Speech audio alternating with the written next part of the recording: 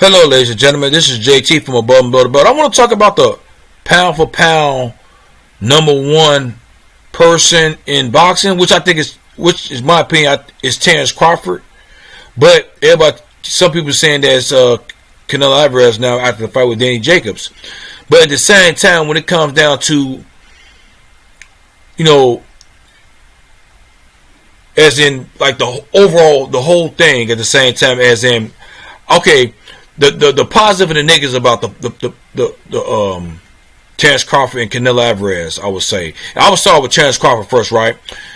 The positive about Terence Crawford, as in me saying he's pound for pound, and the thing about it is, okay, he don't have no loss. That's a positive, the second thing about him, he's a better fighter than Canelo Alvarez, I would say. The better fighter. Because as in, I'm talking about upper body movement, lower body movement. As in, he got fast, his footwork is better than Canelo Alvarez, I would say. He's faster than Canelo. Of course, because he's lighter too at the same time. I think if he went up on weight too, he still might be quicker than Canelo Alvarez, but he can switch to orthodox and southpaw.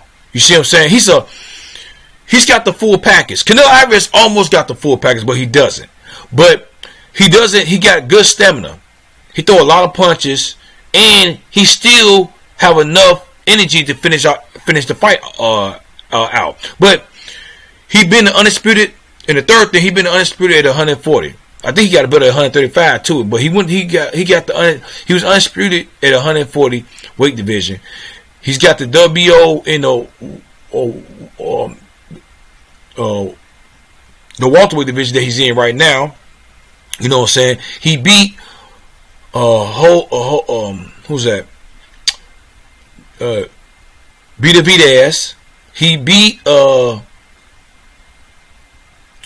Jeff Horn and Amir Khan, which Amir Khan quit, which I believe that he quit it because basically they showed us the replay of the shot, the low blow, which was not on his groin, it was on his upper thigh, and and another thing about Terence Crawford too, at the same time, his fights haven't been like controversial. He been winning by TKO or I mean, like I say, a TKO. It wasn't, he had help from the judges, but the thing about with Terence Crawford, the people on his resume, they're not real big names like that. You see what I'm saying? And that's the only thing about Terence Crawford. He don't have a big name. That's the only thing about him. He don't have that. He beat Postal. Who's that? Victor Postal. And he beat who other name? Diaz. Odongo. But there's not big names like that. But there was someone. Julius Odongo was an undefeated fighter. Postal was an undefeated fighter. Diaz had 2 losses, I think, when Terence Crawford got to him. And Ugas Gamboa, he had 1 loss. He was a good fighter too. Knowing that he was small, everybody talking about he was a small midget and stuff like that. But that don't mean height. Sometimes height don't mean nothing if you got the skills to pay the bills. I mean, Ugas Gamboa gave Terence Crawford. I think Ugas Gamboa gave him, out of all the fighters that he fought now, even in the weight division that he's in, Ugas Gamboa gave him the most problems. That tells you something. That Ugas Gamboa was a bad Cuban boy. He was, so he gave him the most problems. But at the same time, Terence Crawford adjusted and switched up on him. You know what I'm saying? So. And that's what you do when you have problems with a fighter. But see, now Canelo Alvarez, he got the biggest name on his resume. But the thing about with Canelo Alvarez, he been getting gift decisions and stuff like that. I would say his decision been some of the decisions that was controversial, as in like Austin Trout, Laura, even Triple G. And another thing is when he got the Miguel Cotto and Shane Mosley, they was past their prime. You know what I'm saying? And they, you know, so at the same time, I mean, you could say that too, but you know, I give him credit for it. Do I get 100% credit for it? No. I was, if Terence Crawford fight Manny Pacquiao right now, I can't give him 100% credit for that. Manny Pacquiao is 40-something years old. You know how I am. I don't like when younger fighters who's somewhat of elite or good fighters fighting an older fighter. But when the older fighter accepts the challenge, then that's on the older fighter too at the same time. But even though y'all do fight and you do beat the older fighter, I mean, I still can I give you credit, but I don't give you 100% credit for it. That's just how I look at it. But I mean, of course that Canelo Alvarez got busted for clenbuterol. I think it was one time or maybe two times. Well, some people been saying at the same time. And you know, he got one loss on his record. You see what I'm saying? So he has a lot of.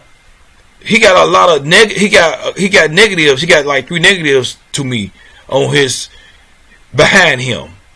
You see what I'm saying? The judges, the one loss, and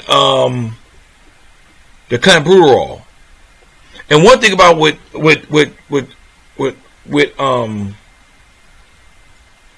Canelo Alvarez, he got a stamina problem.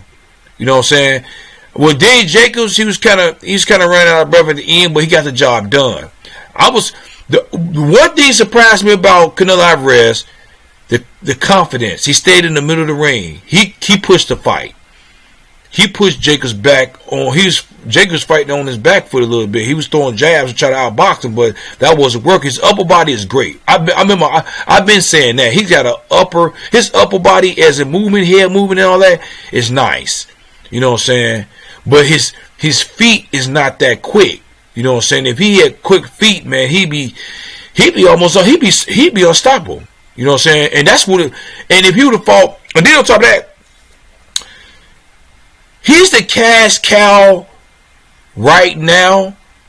But the funny thing about that, how I look at the cash cow, the only reason he cash cow because he fought Shane Mosley. But the thing about it is, I don't think nobody should be the cash cow right now. You know why? Because he didn't defeat.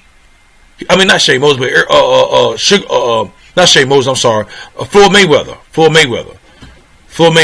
When Canelo Alvarez fought Floyd Mayweather, he didn't beat him. So I don't think if you fight the person who's making the most money, the cash cow, and you win, you should be the cash cow. But if you lose and that person retire or whatever, don't want move on with their career and stuff like that, you know what I'm saying? You should be the cash cow. I think you just, you know what I'm saying? I mean, everybody might know you a little bit more, but you lost against that person.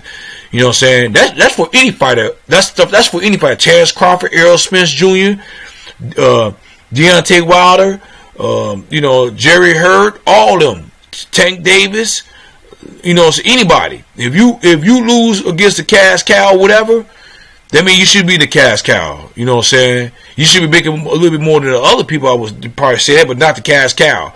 But right now, like Errol Spence is on the verge, but he's still at the cash cow right now. It's still Canelo Alvarez, I would say that. You know what I'm saying? So that's how I look at it. But he has negative on his resume, on his name. I would definitely say that.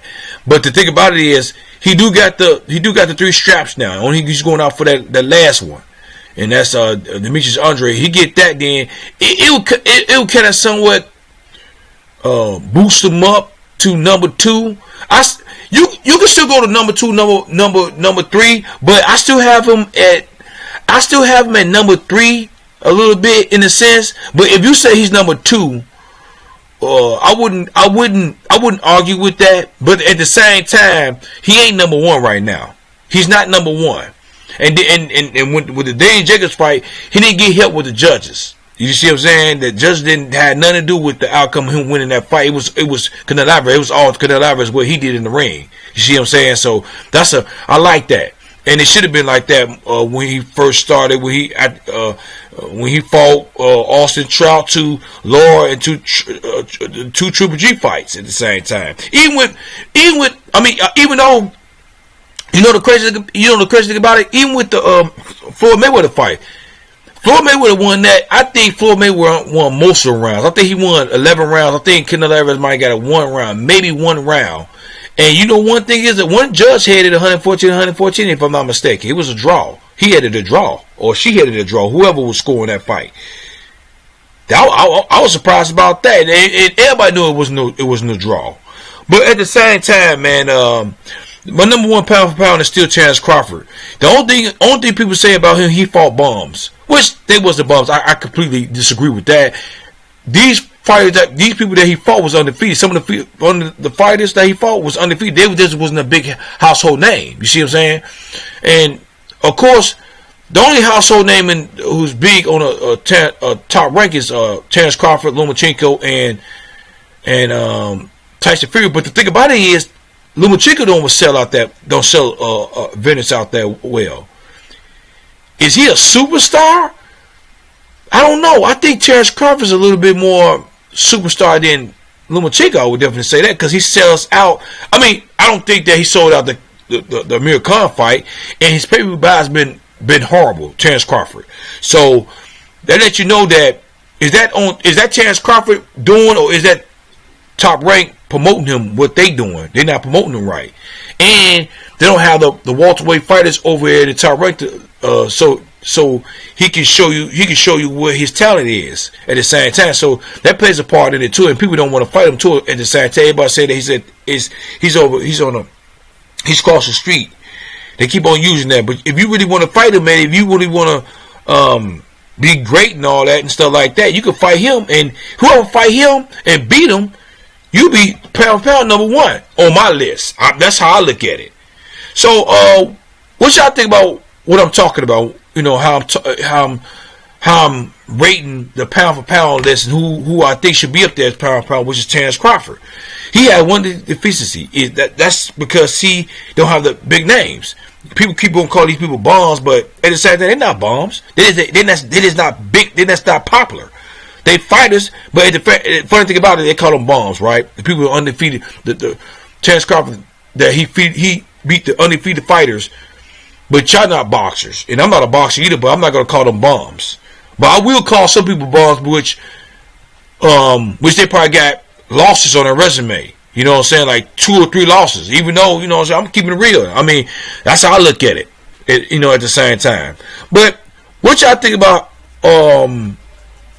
me rating the pound for pound number one, still Terence Crawford and not Canelo Alvarez yet? You know what I'm saying? Until he be undisputed. And then he could probably move up to number one, maybe number one. It depends on how he fight too in the ring. With Danny Jacobs, that was an okay fight. I mean, you know, the only thing I was surprised about, Canelo Alvarez stayed in the pocket and he was confident in himself. And that's what you need from a champ. So leave a comment at the bottom of my page, subscribe to my page, like my page, hit the notification bell for new videos from me. This is JT from Above and Below the Belt. Alright, bye.